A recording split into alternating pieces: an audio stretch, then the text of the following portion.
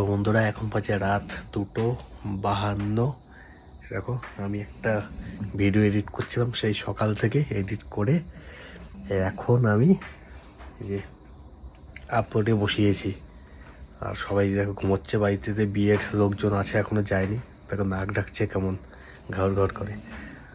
আর এখনো 19 মিনিট বাকি আছে, 34% হয়েছে মাত্র, 19 মিনিট।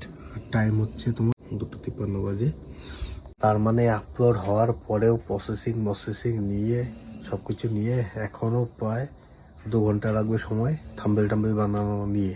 কারণ আমার ঘুমাতে সকাল হয়ে যাবে, তারপরে ঘুমাবো না কী করবো সেই দেখা যাবে।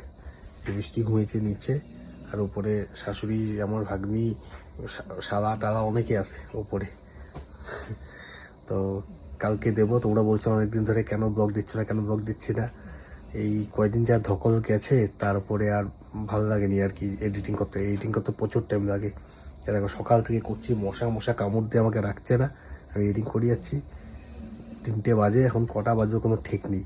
সেই জন্য এখন থেকে মানে একটা তো ব্লগ হয়েই গেছে এডিটিং, কালকে একটা করবো, প্রশ্নে একটা করবো, এভাবে কন্টিনিউ দিতে থাকবো তোমাদেরকে, ঠিক আছে? তো দেখতে থাকো, দেখতে থাকো, কালকে সকালে তোমরা দেখতে পারবে ব্লগ।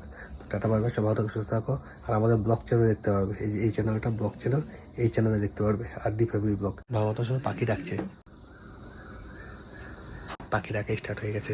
আমি আস্তে আস্তে কথা বলছি, সবাই ঘুমোচ্ছে তো, কারোর জন্য ঘুমে ডিস্টার্ব না হয় সেই জন্য। তো টাটা, গুড নাইট না গুড মর্নিং, যাই হোক।